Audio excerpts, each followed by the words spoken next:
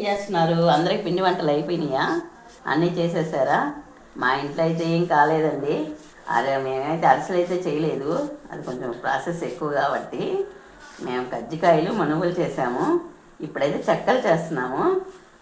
చూసి మీకు ఎవరికైనా అవసరమైతే చేసుకోండి. అట్టు కదా, పెసరపప్పు నానబెట్టుకున్నాను. ఈ పెసరపప్పు వేసేస్తాను దీంట్లో. 4 స్పూన్లు వేస్తున్నాను. ఒక నిమిషం, ఎన్ని స్పూన్స్?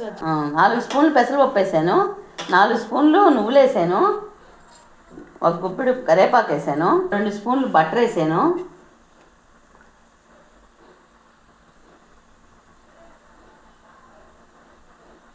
ఒక 2 స్పూన్లు కారం వేసాను, 1.5 స్పూన్ ఉప్పు వేసాను. ఇట్లా వచ్చేసి 9 పచ్చిమిర్చి వేసాను, 1 ఇంచి అల్లం వేసాను, మిక్సీకి వేసేసాను. ఇవి కలిపేస్తాను దీంట్లో. ఈ డబ్బాతో నేను 3 డబ్బాలు తీసుకున్నాను. ఈ డబ్బాతోనే 3 డబ్బాలు వాటర్ కాసి పెట్టుకున్నాను. వేడి నీళ్ళు, ఇదిగో వేడి నీళ్ళు.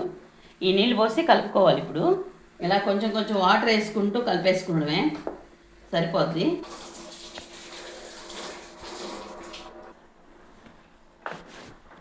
ముద్ద పెట్టి చూపించాలి కదా.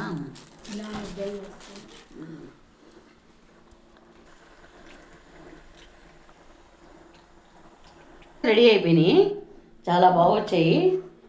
ట్రై చేయండి ఒకసారి, లైక్ చేయండి.